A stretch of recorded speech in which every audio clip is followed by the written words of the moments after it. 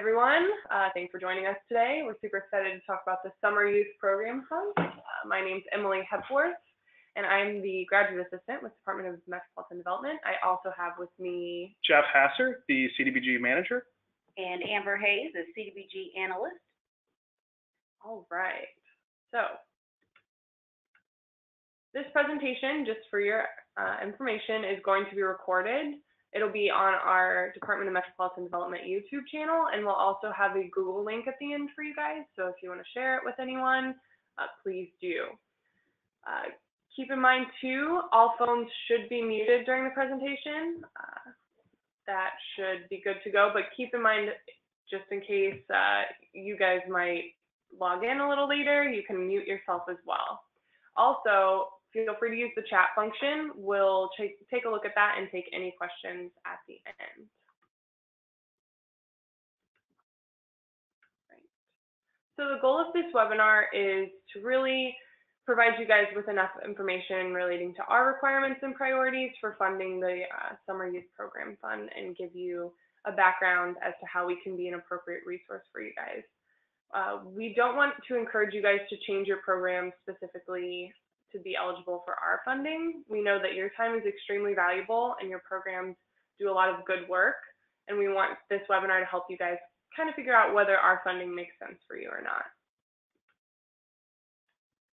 Again, to be clear, there is no separate application for receiving the city's funding.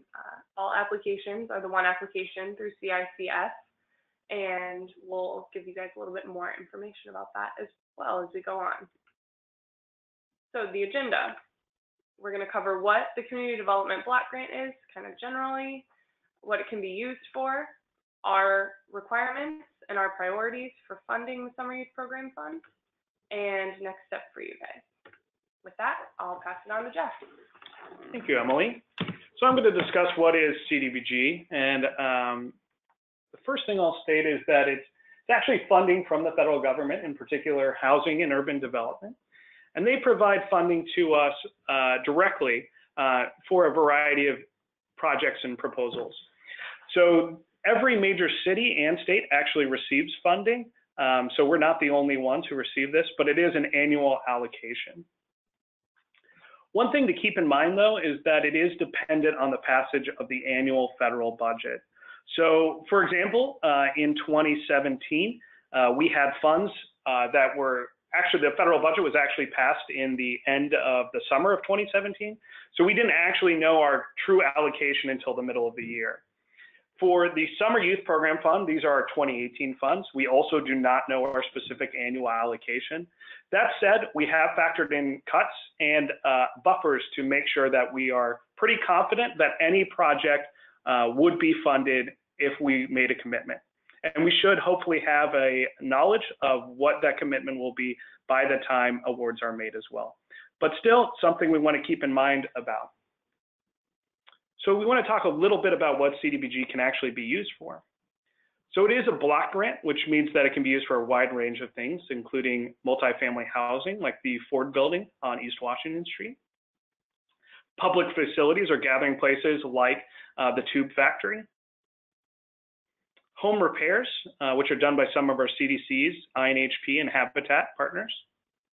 And then finally, what we'll be talking about today, which is our youth employment program.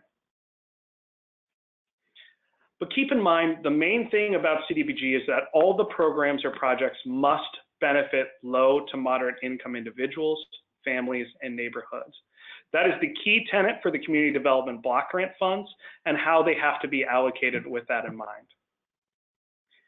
So one more thing is that as part of the federal regulations, it has to be attributed to either a creation of a new program or the expansion of an existing program.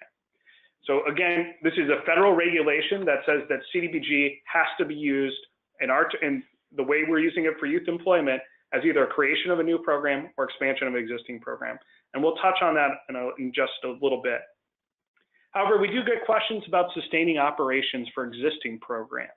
This is not eligible. So CDBG is not intended from the federal government to be used to fund programs long-term.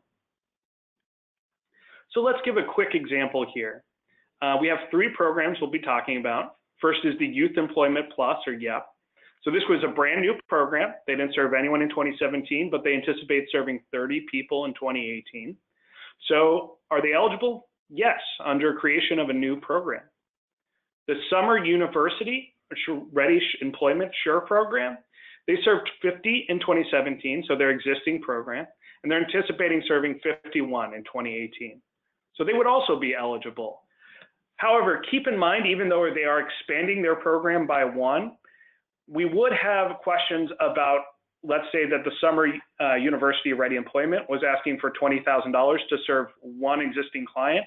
We want to make sure that that is a true expansion of the program and not just kind of an outlier of 1 additional employment person this year. So just keep that in mind, that just increasing by 1 isn't always a guarantee that that meets that expansion. Finally, we have the National Achievement Habitat, or NAH. This is 1,000 students, so by far the most students or clients that were served in 2017, and anticipating still serving 1,000 in 2018. However, this would not be eligible under federal regulations. So one other part of our funding is that funding cannot be used in programs based within what's called the excluded cities. And these are essentially, the City of Indianapolis funding is for the funding within the county, but excluding the cities of Beech Grove, Lawrence, Speedway, and Southport. So if you have a program that is in one of those places, it would not be eligible, or based out of one of those places, it would not be eligible to apply for the City of Indianapolis's Summer Youth Program Fund. That said, they actually have a CDBG allocation. It's just through the state of Indiana, not through the City of Indianapolis. So we want to touch a little bit on eligible CDBG costs real quick. And as I feel like I'm about to sneeze as well, so I apologize. First is program staff salaries, benefits, and training. These have been our primary uses of CDBG in the past, and generally what we recommend for most of our funds. Next is our supplies and materials. This can include pencils, papers, etc., anything that would be used on the day-to-day operations. It could also be used for rental of space or equipment associated with the program. Stipends associated with, quote, job training programs, and that's a HUD designation. So if you do have a question about a specific stipend, we can discuss that at a later date with you. And then finally, youth staff salaries. So keep in mind, these are all eligible for CDBG, but there might be some specific caveats to some of that. And it all has to be related to the program. So we'll touch on this a little bit later too, but something to keep in mind. Some of our ineligible CDBG costs would be purchase of equipment or property, or time and costs associated with organization administration outside of the program. So let's give a quick list here. We have the program director salary of $20,000. So let's say it's a summer program.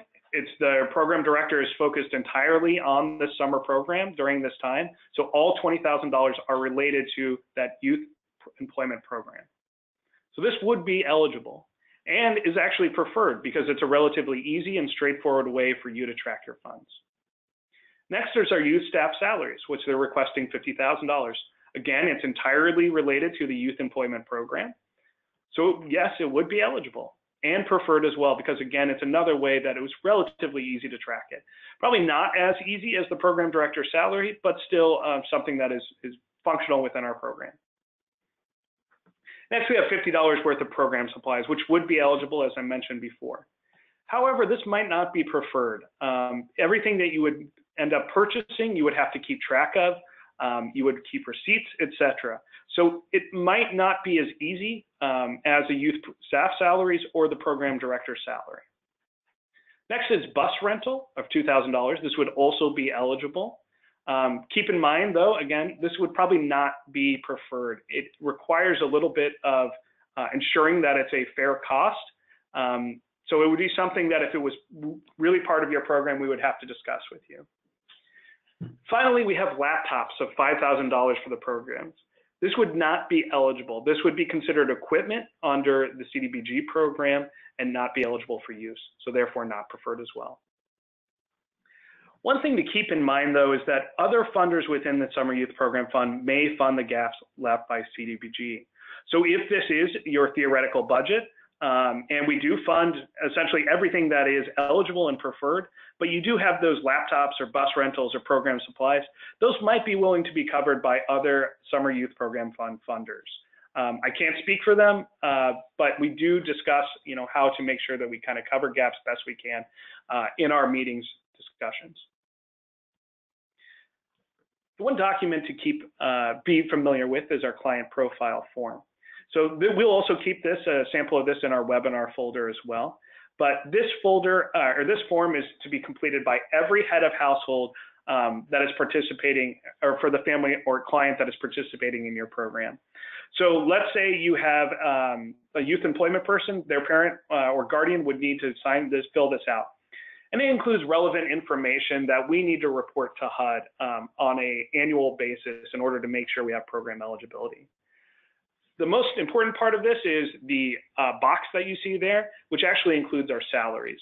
We won't go over every salary and eligibility associated with this program. It will be in that client profile form for you to look over.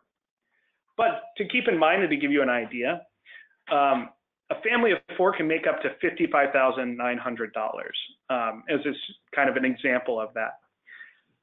I do want to state that 51% of your clients served with CDBG can earn up to that 80% area median income. So that's something to keep in mind. I'm going to repeat again, 51% of your clients served with CDBG can earn up to the 80%. However, you can't go below that 51%. That means that the priority of this program is to, again, serve those low to moderate income individuals. So if it is not meeting that requirement, or you don't think it will definitely meet that requirement, I would have some concerns about applying for CDBG. The remaining 49% of those clients can be at any income level, though. So next, I'm going to turn it over to what are the city requirements and priorities to Amber Hayes. Thank you, Jeff. All right, so we're going to take a look at what the city requirements and priorities are for 2018 Summer Youth Program funding. All right, so only one application may be submitted for organization for the Summer Youth Program Fund funding. We're only accepting one application from each organization. If you have more than one youth employment program you want considered for CDBG funding, you would want to pick your best one that aligns the most with our requirements and submit an application on that. Next, projects must select the youth employment category when you are filling out the application online for the 2018 funding. Make sure that you're choosing youth employment. We will not see any other applications that choose a different category than youth employment. All right, here is a definition that the Summer Youth Program Fund uses to define youth employment. You can also find this definition on their website if you want further information on that. All right, once again, make sure that your program is a youth employment program and you are choosing the youth employment category. If you're choosing academic achievement, daily programs, enhancements or special projects or overnight programs, then we will not see your application. So once again, make sure that you are choosing that. All right. If your program functions more as an academic achievement, enhancement, or special projects program, then please do not change anything to try to fit our requirements. We do not want you to try to fit a square peg in a round hole just to chase after the funding. Yeah, so once again, we don't want you to chase after our funding, so stick with what works best for your program. And just to elaborate a little bit on that, we know that there are some programs that could potentially have both features, a youth employment and something like an overnight. If it is truly an overnight that really follows that, we want you to follow that. If there really is a true youth employment component to that can be separated into a different category and really hits a lot of the priorities that Amber's going to talk about here shortly, then we can look at that. We can kind of discuss with that. But we want to make sure that you guys are doing what's best and what fits your model ideally. You guys know your programs, you know what works best. Trying to change it just to fit ours isn't always going to be the best fit for it. So thank you. And if you guys have any questions about your program or want to get clarification, please reach out to us. Our information was at the beginning of this webinar, which will be posted. All right, so funding limit. All right, so we will accept any request. There's no minimum, there's no maximum limit on the request that we will accept as far as the amount you're requesting for funding. However, we do have a minimum request of $10,000. Keep in mind there are other funders that may consider applications that are asking for less than $10,000, but we as a city for our CDBG youth employment funds won't consider anything under $10,000. But like I said, don't forget that there are other funders that would be able to look at something under $10,000. All right, so we anticipate awarding between 6 to 12 awards, between $20,000 to $50,000 apiece. So that's just kind of our general idea that we just want to maybe fund between 6 to 12, 20 to 50,000 apiece. All right, so keep in mind that with our funds, everything is done on a reimbursement basis. So this is kind of how it would work. The awardee would incur the cost, then the awardee would pay the cost, and then the awardee would submit a claim to us here at the city with their backup documentation, and we would then reimburse the awardee back the money that they spent for an eligible cost. All right, so for an example, since we do usually salaries and benefits is usually what we reimburse for. We'll use this example. So a program director works 80 hours. The not-for-profit program would then pay the program director, and then the nonprofit organization would then submit a claim to the city with the proper backup documentation, and then we, the city, would then submit or in return send a check reimbursing them for their costs. All right, requirement age. Now, we define, or the Summer Youth Program defines the youth employment age to be between 14 to 24. That is also found on their website if you need further information on that. All right, keep in mind that all applications must abide by all applicable labor laws. So yeah, if you have a summer youth program, a summer youth program, then you want to make sure that you're abiding by all labor laws. All right, so now we're going to take a look at the priorities. We have put the priorities in a 3-tier model with the high priorities at the top. So some of the things that we're looking for in that high priority tier are programs that offer real life job responsibilities, serves a high risk population, and has experienced and trained staff in their program. If you have any specific questions on any of these, let us know. But yeah, those are the top priorities. Now we're going to take a look at the middle priorities, or the medium second tier priorities. Any program that has holistic wraparound services for their clients, or has established partnerships with outside organizations that will help strengthen the participants' experience with the program. All right, in our third tier priorities, kind of lower on the tadpole or on the pyramid, we're looking at the programs that offer certification to their participants, programs that are operating in the Indy East Promise Zone, an IMPD hotspot, or they offer employable skills training to their participants, case management, individual asset building, barrier buster services, and a defined service area. So those are on our third tier. If you have any questions about that, let us know as well. All right. Priorities will be used as a guide to determine funding. So here at the city, we will use those priorities that I just mentioned as a way to determine how we will, what programs we will fund. Keep in mind that we do not expect every program to cover every priority that I just mentioned.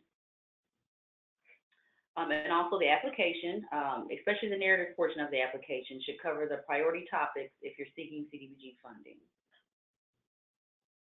All right, I'm going to turn it back over to Emily for the next steps. All right, so I hope we were able to answer some of your questions in this webinar and really covered our requirements and priorities. But the next steps you guys need to take is look at your programs, think if CDBG is the right fit for your program. And if you have any further questions, don't hesitate to contact us. We can give you some additional guidance and information And also, don't forget to complete the application by December 1st at 2 p.m. That Summer Youth Program Fund-indy.org is going to be the link you'll use. And we'll now open it up for some questions.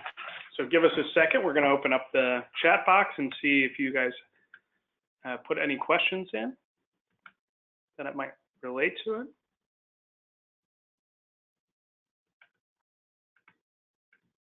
It doesn't look like we have any at the moment.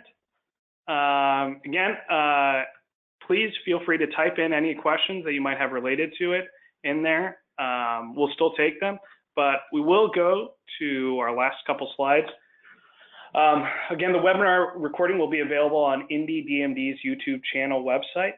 You can just Google it, and it actually usually pops up. We have a few different webinars here. This one should be labeled Summer Youth Program Fund, and it will be available after, probably within a couple days, we usually ask to be given. PDF of the PowerPoint will be available on the CDBG Google Shared Drive. I know that is a long website. Just keep in mind that it's at our DMD website. You're looking at our community programs, our CDBG, and then you're actually looking for our CDBG Partner Resources page. So again, I know it's a long website. Don't feel like you need to scramble it down. If you usually Google City of Indianapolis CDBG, we're one of the first ones to pop up. And then you're just looking for the Partner Resources page. And finally, here's some of our contact information that is also available. So I'm still not seeing any questions in the chat box. So seeing none. Oh, we have one. Question is it feasible to propose a short summer youth employment summer program for other summer youth program funders, as well as CDBG support for a youth employment program that's longer in duration? So yes, we didn't touch on that, but our funding at the moment, we are anticipating being able to start it during the summer, but it being able to run through the end of the year. We would have a hard stop by the end of the year, though. So if you have any questions, if you are incurring funds or costs associated with that, they would not be reimbursable. That said, at least ours would be able to run longer. So we have a question we're saying, what are the requirements for supporting youth stipends? Again, that's something that goes into a little bit of detail as it relates to our youth program. In general, it just has to meet, with our federal regulations, it's all about interpretation. So it would have to depend on the creation of your program and what it really is. So I would recommend sending a short summary of what your program is that you're proposing and how the stipends will be used associated with it. Question, if our program is primarily academic, but we hire our program's graduates who are all low income to work through, should we submit 2 applications through Summer Youth Program Fund? So I would say for this, it sounds based on this that the program is really an academic program. Even though you might be hiring staff that might meet our youth employment, it's really an academic program.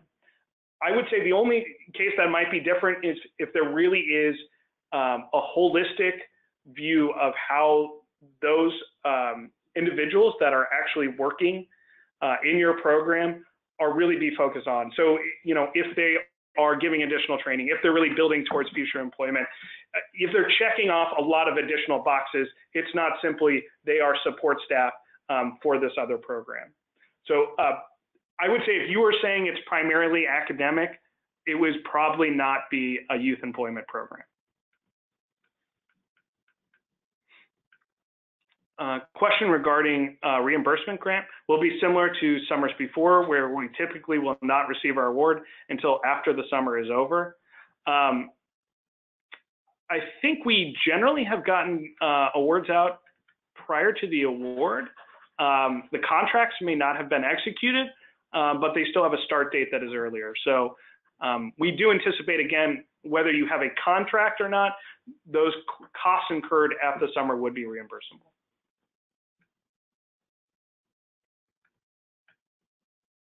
Okay, I'll give a couple more minutes for any other additional questions at the moment. And again, you're welcome to reach out to us if you have any other questions related to the program. Okay, not seeing any other additional ones. I think we all want to thank you for attending. And if we can provide any additional clarification, Amber, Emily, or myself would always be available to discuss and go from there. But thank you again for attending, and we look forward to seeing your applications.